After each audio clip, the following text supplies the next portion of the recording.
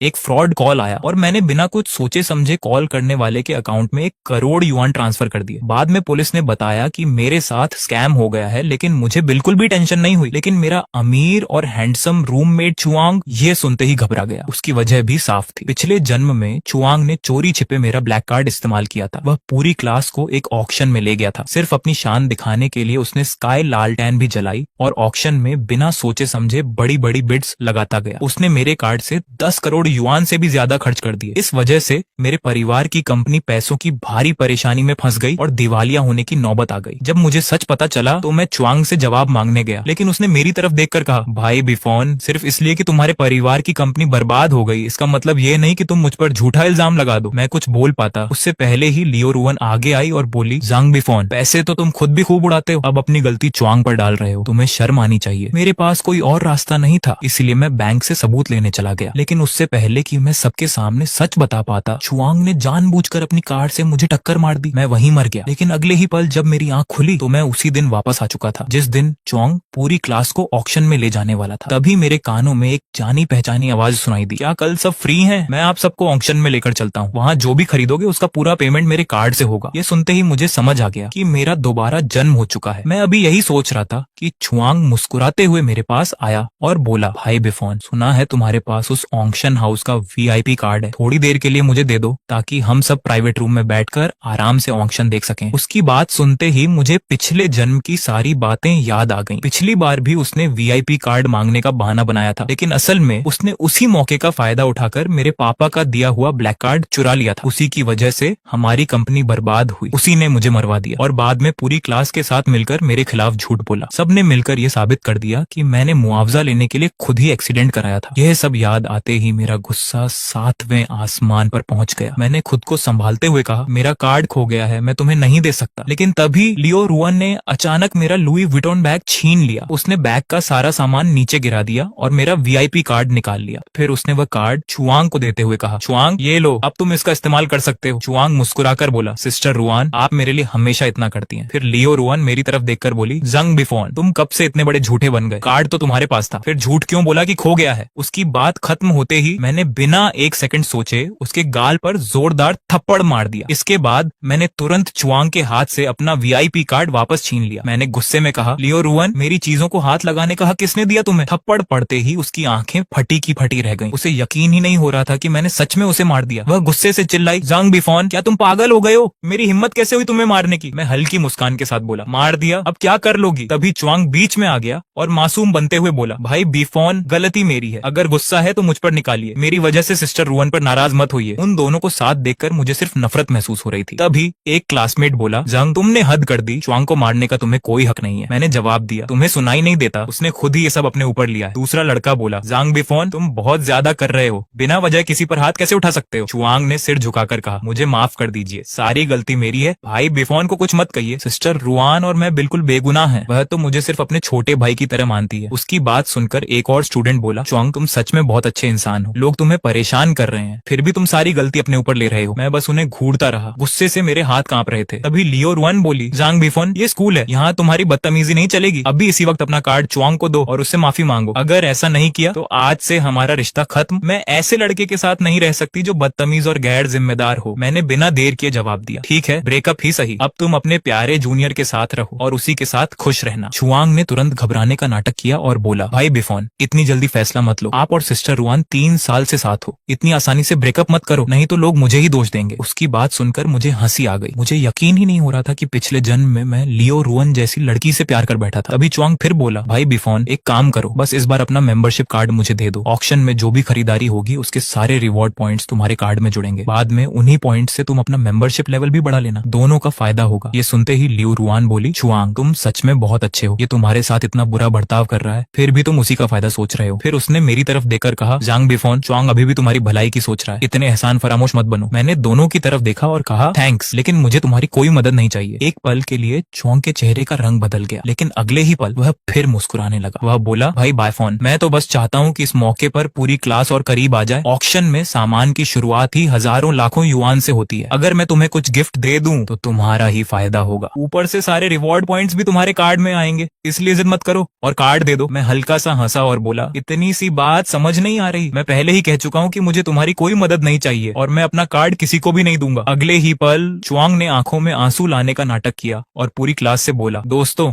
मुझे माफ कर देना, मैं तो बस चाहता था कि हम सबकी दोस्ती और मजबूत हो जाए, लेकिन अगर भाई बिफोन को ये पसंद नहीं है तो शायद अब मैं आप सबको ऑक्शन में नहीं ले जा पाऊंगा। गलती मेरी ही थी। इतना कहकर उसने रोने का नाटक शुरू कर दिया। उसे देखकर लियो रुआन का गुस्सा फूट पड़ा। वह सीधे मेरे पास आई, मेरे गाल पर जोरदार थप्पड़ मारा और मुझे लात मारकर नीचे गिरा दिया। वह चिल्लाई, जंग बिफोन, तुमने जानबूझकर ऐसा किया है ना? तुमसे चुआंग की तरक्की देखी नहीं जाती। वह अमीर है और पूरी क्लास को ऑक्शन में ले जा रहा है, इसलिए तुम उसे जल रहे हो। अब बाकी स्टूडेंट भी मेरे खिलाफ हो गए। एक लड़का बोला, थोड़ा शर्म करो, सिर्फ इसलिए कि तुम्हारे घर में पैसा है, खुद को सबसे बड़ा मत समझो। दूसरा बोला, अपना बैग तो देखो, पिछले साल वाला बैग लेकर घूम रहे हो और दूसरों को छोटा दिखा रहे हो। इतना कहते ही किसी ने पानी से भरा गिलास मेरी तरफ फेंक दिया। एक पल में मैं पूरा भीग गया, मेरे कपड़ों से पानी टपकने लगा। मैंने दांत भींचे, खुद को संभाला, पास पड़ी एक कुर्सी उठाई और पूरी ताकत से उनकी तरफ फेंक दी। सब डरकर चिल्ला उठे, जांग बिफोन, क्या तुम पागल हो गए हो? मैंने दर्द की परवाह नहीं की। मैंने तुरंत अपना फोन निकाला और पुलिस को कॉल कर दिया। हेलो ऑफिसर, यहाँ कुछ लोग मिलकर मुझ पर हमला कर रहे हैं, प्लीज जल्दी आइए। जैसे ही सबने सुना कि मैंने पुलिस बुला ली है, लियो रुआन दौड़ कर आई, मेरे हाथ से फोन छीना और उसे जमीन पर पटक कर तोड़ दिया। वह गुस्से में बोली, जंग बिफोन, क्या तुम पागल हो? इतनी छोटी सी बात पर भी पुलिस बुला ली? मैंने उसकी आंखों में देखते हुए कहा, जब तुम सब मिलकर मुझ पर हमला कर रहे हो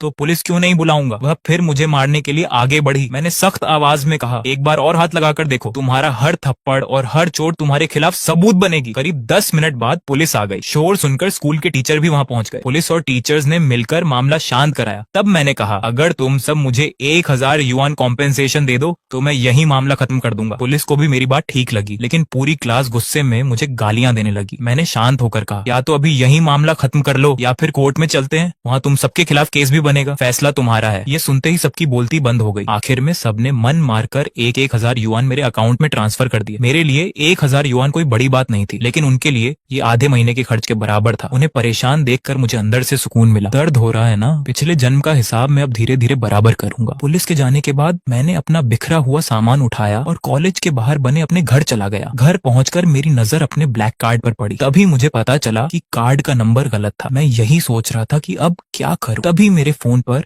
एक अनजान नंबर से कॉल आई। एक नजर में समझ गया कि यह कोई स्कैम कॉल है। पहले तो मैंने कॉल काटने का सोचा, लेकिन तभी मेरे दिमाग में एक जबरदस्त आइडिया आया। बिना एक सेकंड सोचे मैंने पूरे 1 करोड़ युआन उस स्कैमर के अकाउंट में ट्रांसफर कर दिए। कुछ ही देर बाद मेरे पास पुलिस का फोन आया। ऑफिसर ने घबराकर कहा, सर आपके साथ स्कैम हुआ है, कृपया तुरंत अपना ब्लैक कार्ड ब्लॉक करवा दीजिए, नहीं तो आपके अकाउंट से और भी पैसे निकल सकते हैं। मैंने तुरंत उनकी बात मान ली। जैसे ही मेरा ब्लैक कार्ड ब्लॉक हुआ, मेरे चेहरे पर हल्की मुस्कान आ गई। फिर मैंने वह नकली ब्लैक कार्ड उठाया जिसे चुआंग मेरी नजर बचाकर असली कार्ड से बदल गया था और उसे सीधे कूड़ेदान में फेंक दिया। अगले दिन मैं तय समय पर ऑक्शन हॉल पहुंच गया। जैसा मैंने सोचा था, चुआंग और मेरी क्लास के कई स्टूडेंट पहले से ही वहां मौजूद थे। उन्हें देखते ही मैं मन ही मन मुस्कुरा दिया। मेरे प्यारे क्लासमेट्स, आज तुम सबका असली खेल देखने का समय आ गया है। ऑक्शन हॉल बहुत शानदार था। ऊपर बड़े बड़े क्रिस्टल के झूमर लगे थे जिनकी रोशनी पूरे हॉल में चमक रही थी। चारों तरफ महंगे परफ्यूम और शैंपेन की खुशबू फैली हुई थी। महंगे कपड़े पहने लोग आराम से घूम रहे थे और सबकी नजरें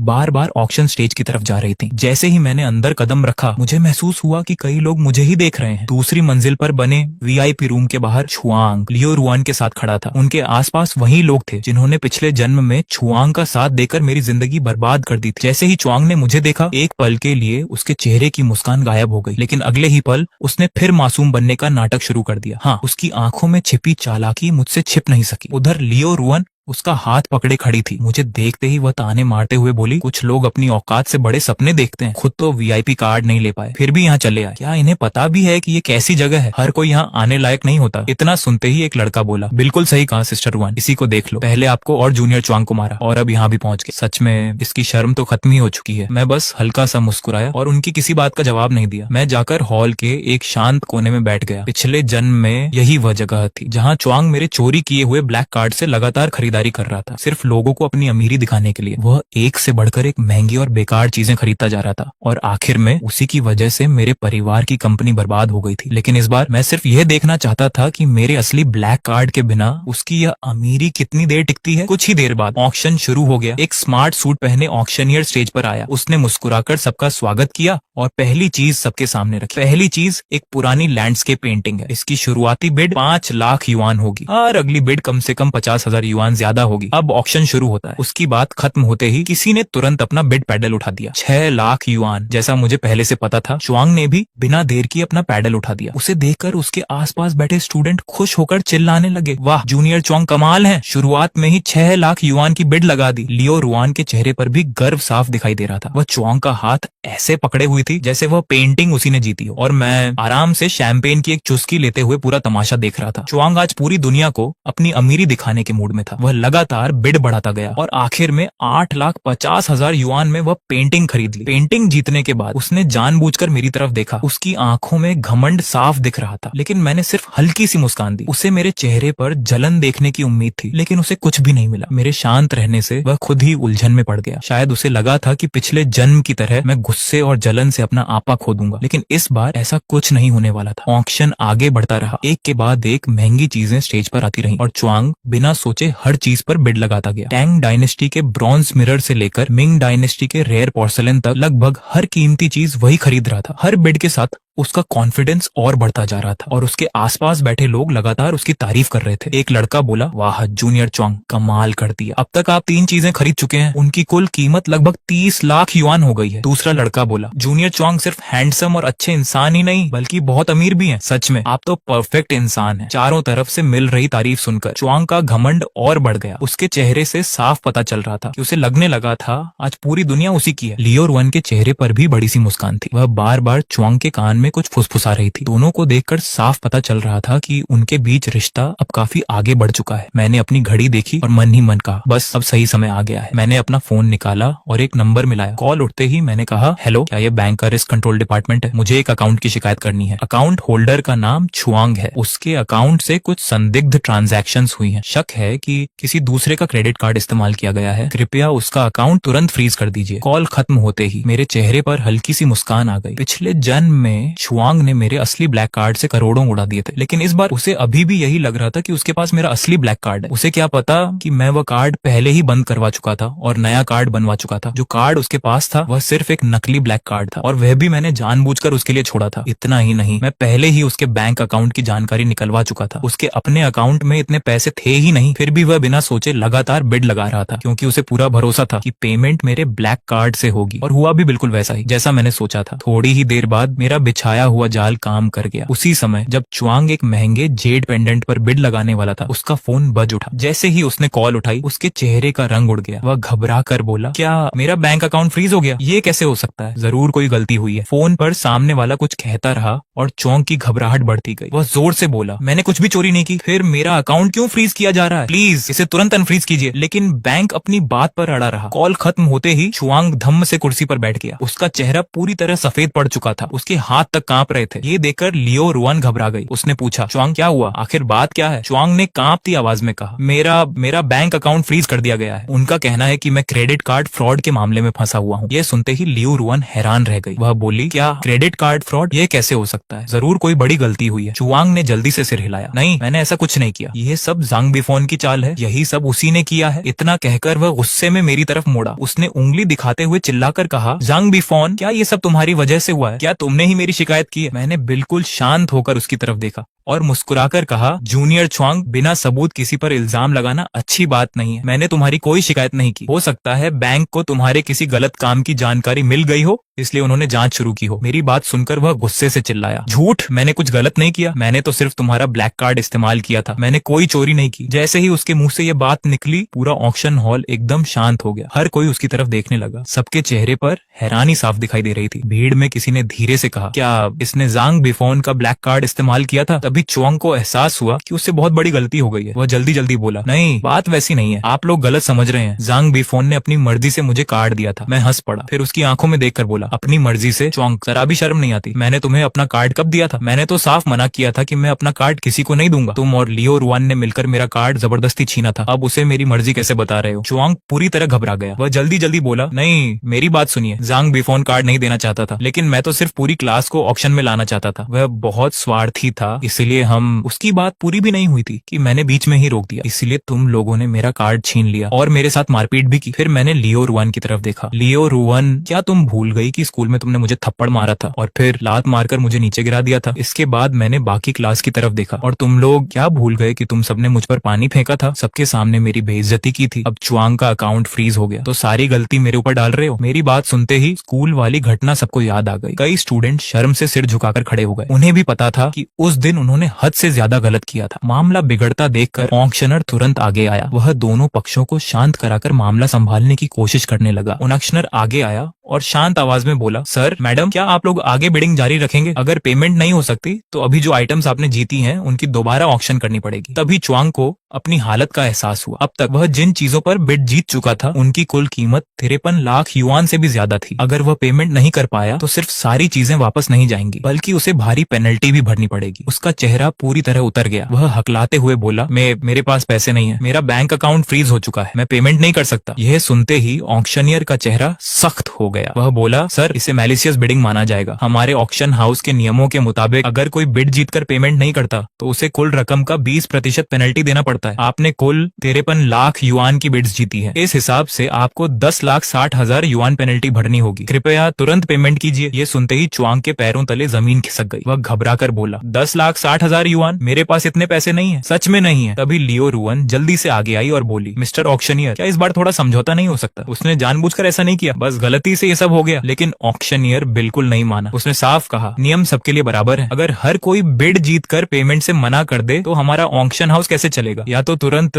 पेनल्टी भरिए वरना हमें कानूनी कार्रवाई करनी पड़ेगी। ये सुनते ही च्वांग और लियो रुआन दोनों के चेहरे उतर गए। दोनों जानते थे कि इतनी बड़ी रकम का इंतजाम करना उनके बस की बात नहीं थी। च्वांग का अकाउंट पहले ही फ्रीज हो चुका था और लायो रुआन का परिवार भी इतनी बड़ी रकम तुरंत नहीं दे सकता था। उसी समय काले सूट पहने कुछ लोग ऑक्शन हॉल में अंदर आए। उनमें से एक आगे बढ़ा और बोला, मिस्टर च्वांग, हम बैंक की इन्वेस्टिगेशन टीम से हैं। जांच में पता चला है कि आपने किसी दूसरे व्यक्ति का क्रेडिट कार्ड बिना अनुमति इस्तेमाल किया। आपको हमारे साथ चलकर जांच में सहयोग करना होगा। यह सुनते ही च्वांग के हाथ पैर फूल गए। वह पीछे हटते हुए बोला, नहीं, मैं कहीं नहीं जाऊंगा, मैंने कुछ भी चोरी नहीं की, मैं नहीं जाऊंगा। लेकिन बैंक की टीम बहस करने नहीं आई थी। वे सीधे आगे बढ़े और च्वांग को पकड़ लिया। लियो रुआन बीच में आई, लेकिन टीम के एक आदमी ने सख्त आवाज में कहा, मैडम, सरकारी कार्रवाई में रुकावट मत डालिए। जब च्वांग को बाहर ले जाया जा रहा था वह पूरी ताकत से छूटने की कोशिश कर रहा था। उसने पीछे मुड़कर मेरी तरफ देखा। उसकी आंखों में गुस्सा, नफरत और बेबसी साफ दिखाई दे रही थी। दांत पीसते हुए वह चिल्लाया, जंग बिफोन, मैं तुम्हें कभी नहीं छोड़ूंगा, इसका बदला जरूर लूंगा। मैं वहीं खड़ा उसे जाते हुए देखता रहा। मेरे चेहरे पर कोई भाव नहीं था क्योंकि अभी तो खेल शुरू हुआ था। पिछले जन्म का पूरा हिसाब अब एक एक करके बराबर होगा। च्वांग के जाने के बाद लियो रुआन वहीं बैठकर रोने लगी और जो लोग कुछ देर पहले तक च्वांग की तारीफ करते नहीं थक रहे थे वे सब धीरे धीरे उससे दूरी बनाने लगे। उन्हें डर था कि कहीं वे भी इस केस में न फंस जाएं। हंगामे की वजह से ऑक्शन कुछ देर के लिए रोक दिया गया। जब दोबारा शुरू हुआ तो पूरे हॉल का माहौल बदल चुका था। मैं अब भी एक कोने में बैठा चुपचाप सब देख रहा था। बाकी आइटम्स में एक ऐसी चीज थी जिसका मुझे शुरू से इंतजार था। वह था मिंग डायनेस्टी का जेड पेंडेंट। उसकी कारीगरी बेहद शानदार थी, लेकिन असली कीमत उसकी खूबसूरती नहीं थी बल्कि उसके अंदर छिपा हुआ एक बड़ा राज था। पिछले जन्म में यही पेंडेंट च्वांग ने खरीदा था। बाद में उसने उसे एक एंटीक डीलर को बेच दिया और उसी डीलर ने उसके अंदर छिपा रहस्य खोज निकाला। उस एक खोज ने उसे करोड़पति बना दिया। इस बार मैं यह मौका किसी भी कीमत पर हाथ से जाने नहीं देना चाहता था। जैसे ही ऑक्शनियर ने उसकी शुरुआती कीमत बताई मैंने उस शाम पहली बार अपना बिड पैडल उठा दिया। ऑक्शनियर ने कहा, Ming dynasty Z pendant, starting bid 8 lakh yuan. जैसे ही मैंने पहली बिड लगाई पूरा हॉल मेरी तरफ देखने लगा। यहाँ तक कि रो रही लियो रुआन भी रुक गई और गुस्से से मुझे घूरने लगी। उसे समझ नहीं आ रहा था कि मेरे पास अभी भी इतना पैसा कैसे है, लेकिन मैंने उसकी तरफ देखा तक नहीं। मेरा पूरा ध्यान सिर्फ ऑक्शन पर था। थोड़ी ही देर में दूसरे लोग भी बिड लगाने लगे। कीमत बढ़ते बढ़ते 15 लाख युआन तक पहुंच गई। ऑक्शनियर ने ऊंची आवाज में कहा, 15 लाख युआन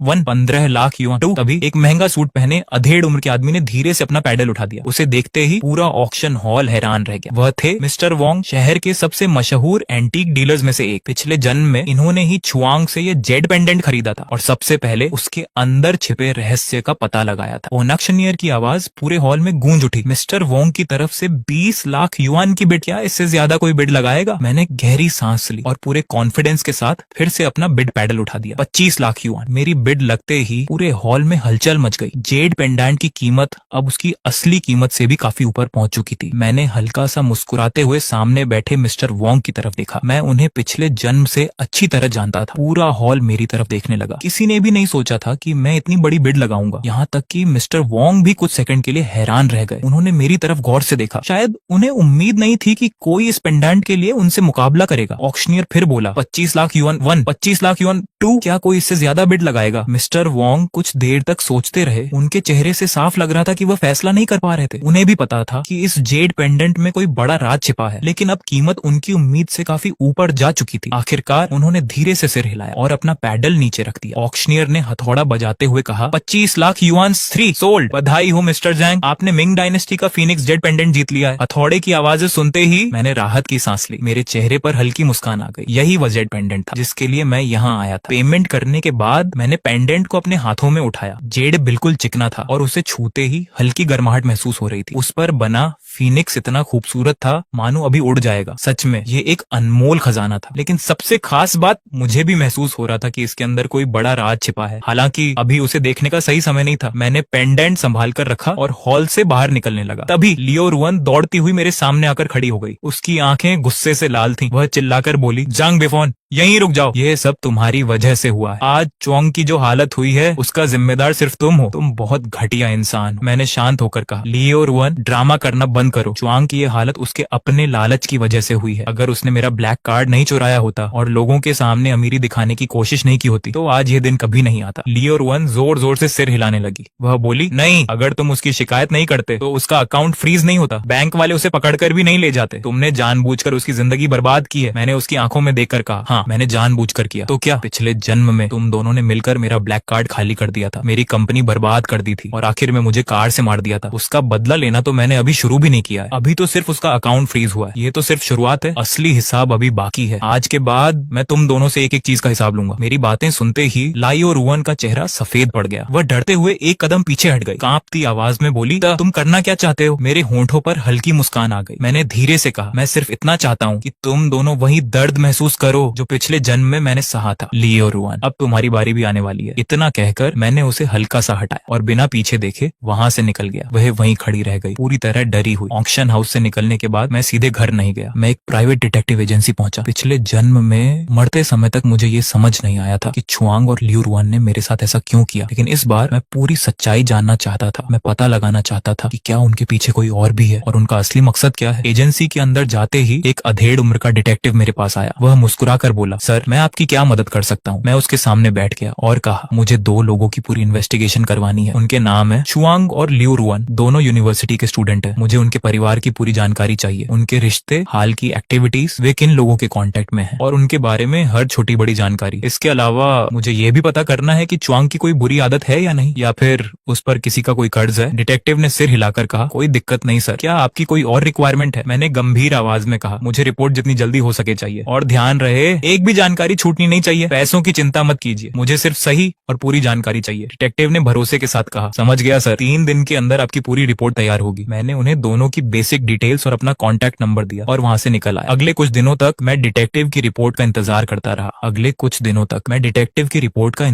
रहा। साथ ही अपनी कंपनी के काम पर भी पूरा ध्यान देने लगा, क्योंकि पिछले जन्म में चुआंग ने मेरे ब्लैक कार्ड का गलत इस्तेमाल करके मेरी कंपनी को बर्बादी के कगार पर पहुंचा दिया था। इस बार मैंने पहले से ही पूरी तैयारी कर ली थी। मैंने सिर्फ अपना ब्लैक कार्ड ही नहीं बदला, बल्कि अपनी कंपनी का पूरा फाइनेंशियल सिस्टम भी पहले से मजबूत कर दिया था, ताकि पिछली जिंदगी वाली गलती दोबारा कभी ना हो। 3 दिन बाद आखिरकार डिटेक्टिव का फोन आया। उसने कहा, सर, हमें कई जरूरी जानकारी मिल गई है। मैं तुरंत कार लेकर उसकी डिटेक्टिव एजेंसी पहुंच गया। अंदर जाते ही उसने मेरे हाथ में एक मोटी रिपोर्ट फाइल दी। वह बोला, सर, इसमें पूरी इन्वेस्टिगेशन रिपोर्ट है। मैंने फाइल खोली और उसकी बात ध्यान से सुनने लगा। डिटेक्टिव बोला, चुआंग के परिवार की आर्थिक हालत बहुत खराब है। उसके माता पिता साधारण नौकरी करते हैं। उसकी एक छोटी बहन भी है जो गंभीर बीमारी से जूझ रही है। उसके इलाज में बहुत पैसा खर्च होता है। कॉलेज में चुआंग खुद को बहुत अच्छा और मददगार दिखाता है, लेकिन असल में वह बेहद घमंडी है और सबसे ज्यादा वह आपकी दौलत और फैमिली बैकग्राउंड से जलता है। वह वह हमेशा आपकी जगह लेना चाहता था। मैंने सिर हिलाया, फिर पूछा, लियो रुआन के बारे में क्या पता चला? डिटेक्टिव ने अगला पेज खोला। उसके परिवार की हालत च्वांग से बेहतर है। उसके पिता की अपनी कंपनी है, लेकिन पिछले कुछ समय से उनकी कंपनी भारी नुकसान में चल रही है। हालत ऐसी है कि कंपनी कभी भी बंद हो सकती है। इसी वजह से लियो रुआन ने च्वांग का साथ दिया। च्वांग ने उससे वादा किया था कि अगर दोनों मिलकर आपका ब्लैक कार्ड हासिल कर लें तो उसी पैसे से उसके पिता की कंपनी बचाई जा सकती है। डिटेक्टिव कुछ पल रुका, फिर बोला, हमें यह भी पता चला कि वह आपसे पहले ही बोर हो चुकी थी। उसे लगता था कि आपकी जिंदगी में कोई एक्साइटमेंट नहीं है, जबकि च्वांग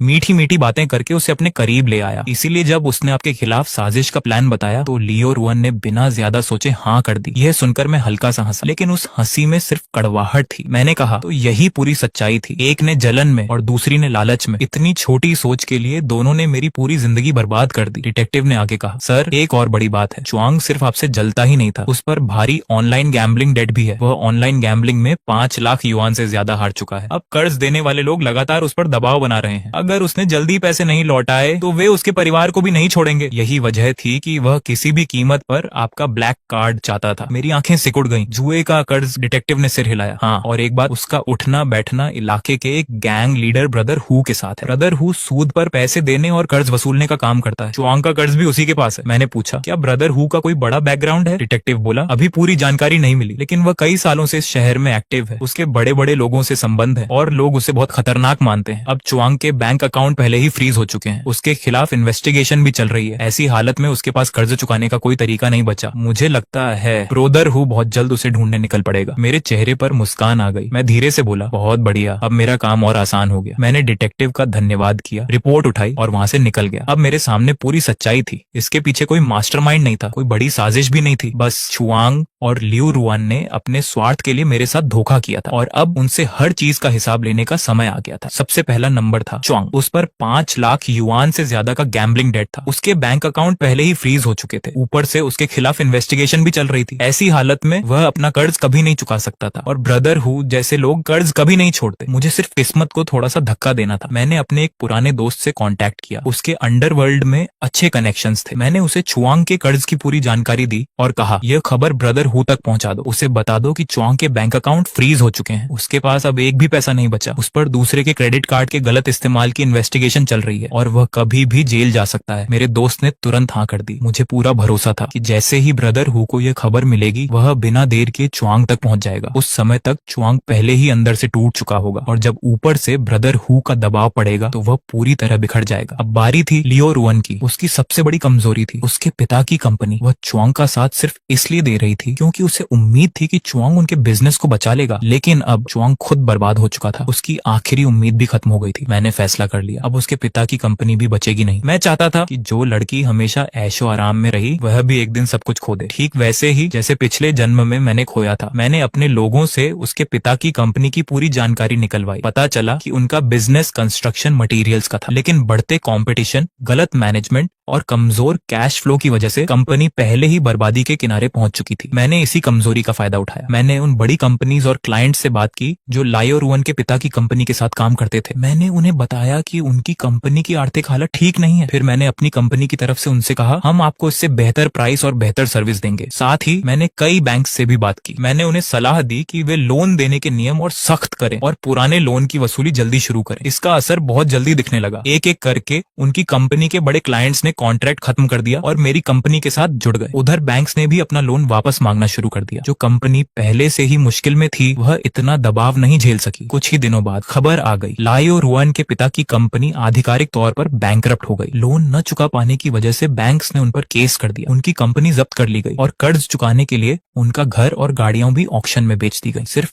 एक रात में लियो रुआन की पूरी आलीशान जिंदगी खत्म हो गई। कुछ समय बाद कॉलेज में ये बात फैल गई कि वह इस सदमे को सहन नहीं कर पाई। उसकी मेंटल कंडीशन भी बिगड़ गई। वह पूरे कैंपस में घूम घूम कर लोगों से कहती थी, जैंग बिफोन ने मेरा परिवार बर्बाद कर दिया। लेकिन किसी ने उसकी बात पर भरोसा नहीं किया। सबको याद था उसने और च्वांग ने मेरे साथ क्या किया था। हर किसी ने यही कहा, वह अपने कर्मों की सजा भुगत रही है। उधर च्वांग की हालत भी उससे अच्छी नहीं थी। जब ब्रदर हु को पता चला कि च्वांग न तो अपना कर्ज चुका सकता है और न ही जेल जाने से बच सकता है तो वह बहुत गुस्से में आ गया। उसने तुरंत अपने लोगों को च्वांग के पीछे भेज दिया। उन्होंने च्वांग की बुरी तरह पिटाई की और साफ कह दिया, अगर जल्दी पैसे नहीं लौटाए तो अगली बार तुम्हारी टांगें तोड़ देंगे या फिर तुम्हारे परिवार तक पहुंच जाएंगे। बेबस होकर च्वांग मदद मांगने लियो रुआन के पास गया, लेकिन उस समय लियो रुआन खुद अपनी जिंदगी नहीं संभाल पा रही थी। अपने परिवार की बर्बादी के बाद वह हर बात के लिए च्वांग को ही दोष देती थी। जब च्वांग ने उससे मदद मांगी तो उसने मदद करने से साफ मना कर दिया। इतना ही नहीं, उसे धक्का देकर घर से बाहर निकाल दिया। अब च्वांग के पास कुछ भी नहीं बचा था। उस पर गैम्बलिंग का भारी कर्जा था, क्रेडिट कार्ड फ्रॉड का केस चल रहा था और रहने के लिए भी कोई जगह नहीं बची थी। चारों तरफ से घिरकर उसने सबसे खतरनाक फैसला लिया। उसे पता चला कि मैं अक्सर एक खास कैफे में अपने क्लाइंट से मिलता हूँ। उसने वहीं मेरा इंतजार करने का फैसला किया। एक दोपहर बिजनेस मीटिंग खत्म करके जैसे ही मैं कैफे से बाहर निकला, अचानक एक आदमी मेरी तरफ दौड़ा। उसके हाथ में फल काटने वाला चाकू था और उसने सीधा मुझ पर हमला कर दिया। लेकिन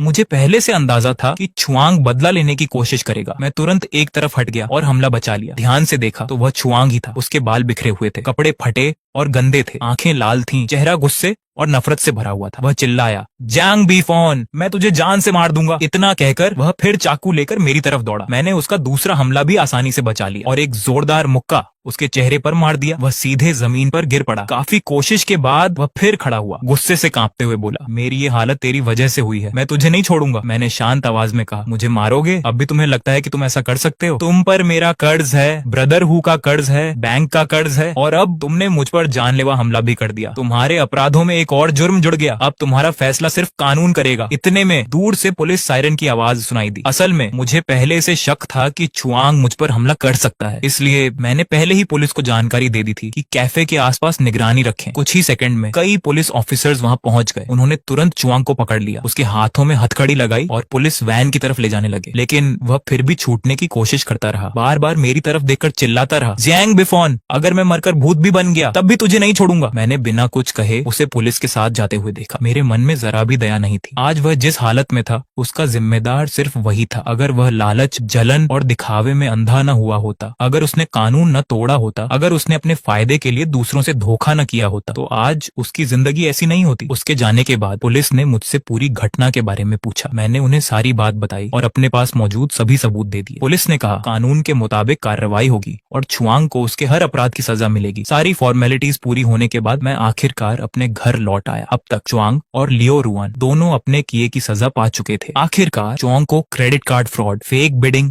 मारपीट और दूसरे कई क्राइम्स के लिए 8 साल की जेल की सजा मिल गई। लियो रुआन की मेंटल कंडीशन पूरी तरह बिगड़ चुकी थी। उसके परिवार ने उसे मेंटल हॉस्पिटल में भर्ती करा दिया। जिन क्लासमेट्स ने कभी उसका साथ देकर मुझे परेशान किया था, उन्हें भी अपने की सजा मिली। उन्हें मुझे कॉम्पेंसेशन देना पड़ा। स्कूल ने भी कई स्टूडेंट्स पर एक्शन लिया और कुछ को तो कॉलेज से निकाल दिया गया। आखिरकार पिछले जन्म का मेरा अधूरा बदला पूरा हो चुका था। मैं अपनी खिड़की के सामने खड़ा बाहर सड़क पर दौड़ती गाड़ियों को देख रहा था। मन में बहुत सारे ख्याल चल रहे थे। पिछले जन्म में मैं सीधा साधा और लोगों पर जल्दी भरोसा करने वाला इंसान था, लेकिन जिन लोगों पर मैंने सबसे ज्यादा भरोसा किया, उन्हीं लोगों ने मुझे धोखा दिया। उन्होंने मेरी जिंदगी बर्बाद कर दी और आखिर में मेरी दर्दनाक मौत हुई। इस जन्म में वापस आने के बाद मैं पहले जैसा नहीं रहा। मेरा दिल बहुत सख्त हो चुका था। मेरे सामने सिर्फ एक ही मकसद था, अपने साथ हुए हर अन्याय का हिसाब बराबर करना। लेकिन जब मेरा बदला पूरा हुआ तब मुझे एहसास हुआ कि मैं उतना खुश नहीं था जितना मैंने सोचा था। शायद नफरत कभी भी किसी समस्या का सबसे अच्छा हल नहीं होती, लेकिन च्वांग और लियो रुआन जैसे लोगों के लिए अपने कर्मों की सजा मिलना ही असली इंसाफ था। समय बीतता गया और मैंने फिर से अपना पूरा ध्यान अपनी कंपनी पर लगा दिया। पिछले जन्म के अनुभव इस बार मेरे सबसे बड़े टीचर बन गए। सही फैसलों और अच्छे मैनेजमेंट की वजह से मेरी कंपनी बहुत तेजी से आगे बढ़ने लगी। मैंने सिर्फ अपना खोया हुआ सब कुछ वापस नहीं पाया, बल्कि मेरी कंपनी धीरे धीरे पूरे इंडस्ट्री की टॉप कंपनीज में शामिल हो गई। इसी दौरान मैंने अपनी जिंदगी को नए नजरिए से देखना शुरू किया। पिछले जन्म में मैं काम में इतना व्यस्त था कि उन लोगों को समय ही नहीं दे पाया जो सच में मुझसे प्यार करते थे। इस बार मैं अपनी हर गलती सुधारना चाहता था। मैंने अपने माता पिता के साथ ज्यादा समय बिताना शुरू किया। उनकी सेहत, उनकी खुशी, सबका ध्यान रखा। मैंने ऐसे लोगों से दोस्ती की जिन पर सच में भरोसा किया जा सकता था। मैंने उन्हें सम्मान दिया और बदले में मुझे भी वही अपनापन मिला। इसी दौरान मेरी मुलाकात सुचिंग्यू से हुई। वह एक सोशल ऑर्गेनाइजेशन में वॉलंटियर थी। उसका स्वभाव बहुत शांत, दयालु और मदद करने वाला था। हमारी मुलाकात एक कम्युनिटी सर्विस प्रोग्राम के दौरान हुई। लियो रुआन से बिल्कुल अलग सुचिंग्यू को मेरी दौलत, फैमिली बैकग्राउंड या स्टेटस से कोई मतलब नहीं था। वह सिर्फ मेरे कैरेक्टर को महत्व देती थी। उसके साथ रहकर मुझे पहली बार सच्ची खुशी का एहसास हुआ। हम दोनों साथ मिलकर सोशल वर्क करते, नई नई जगह घूमते और अपने फ्यूचर के सपने देखते। उसकी वजह से मैं फिर से पॉजिटिव इंसान बनने लगा। धीरे धीरे पिछले जन्म का दर्द और सारी नफरत मेरे दिल से खत्म होने लगी। अब मेरे लिए सबसे जरूरी था अपने सामने मौजूद खुशियों को जीना। लेकिन मैंने अपने जीवन के सबक कभी नहीं भूले। मैं समझ चुका था कि हर मुस्कुराता चेहरा भरोसे के लायक नहीं होता। कई बार बुरे इरादे दोस्ती के पीछे छिपे होते हैं। इसलिए मैंने फैसला किया कि आगे से हमेशा सतर्क रहूंगा, अपने साथ और अपने परिवार की भी हमेशा रक्षा करूंगा। लेकिन मैं नफरत को फिर कभी अपने ऊपर हावी नहीं होने दूंगा। जो लोग अच्छे होंगे उनके साथ हमेशा सम्मान और दया से पेश आऊंगा। इसी सोच के साथ जिंदगी आगे बढ़ती रही। कई साल बीत गए। मेरी कंपनी अब पूरे देश में मशहूर हो चुकी थी। लोग मुझे एक सफल बिजनेसमैन के रूप में जानने लगे। कुछ समय बाद मैं और सू चिंगयू शादी के बंधन में बंध गए। हमने मिलकर एक खुशहाल परिवार बनाया। फिर हमारे घर एक प्यारे बच्चे ने जन्म लिया। हमारी जिंदगी शांति, प्यार और खुशी से भर गई। उधर च्वांग अब भी जेल में था। लोगों के मुताबिक वह जेल के अंदर भी लड़ाई झगड़े करता रहता था। इसी वजह से उसकी सजा में 2 साल और बढ़ा दिए गए। और लिया और रुअन आज भी मेंटल हॉस्पिटल में थी। वह कभी सामान्य जिंदगी में वापस नहीं लौट सकी। जिन क्लासमेट्स ने कभी मेरा मजाक उड़ाया था उनकी जिंदगी भी अच्छी नहीं रही। कुछ लोग कुछ भी हासिल नहीं कर पाए और कई लोग कर्ज में डूब गए। कभी कभी मैं आज भी अपने पिछले जन्म को याद करता हूँ। वो यादें आज भी हल्का सा दर्द देती हैं। लेकिन अब मेरे दिल में सिर्फ एक एहसास बचा है, स्वीकार करने का। अब वह सब सिर्फ एक बुरे सपने जैसा लगता है। और जब मैं उस सपने से जागा तो मेरी जिंदगी पूरी तरह बदल चुकी थी। उसी दर्द ने मुझे पहले से ज्यादा मजबूत, समझदार और परिपक्व बना दिया। अब मुझे पता था कि मेरी मंजिल अभी बहुत दूर है। आने वाले सालों में मैं अपनी कंपनी को और ऊंचाइयों तक ले जाऊंगा। अपने परिवार को हमेशा खुश रखूंगा और जिस खुशी के लिए मैंने इतना लंबा संघर्ष किया उसकी हमेशा रक्षा करूंगा। साथ ही अपनी सफलता का इस्तेमाल जरूरतमंद लोगों की मदद करने में करूंगा। क्योंकि मैं एक बात अच्छी तरह समझ चुका था, अगर इंसान अपनी अच्छाई कभी ना छोड़े, हर हाल में आगे बढ़ता रहे और जिंदगी के लिए हमेशा शुक्रगुजार रहे, तो उसकी जिंदगी हर दिन पहले से ज्यादा बेहतर होती चली जाती है।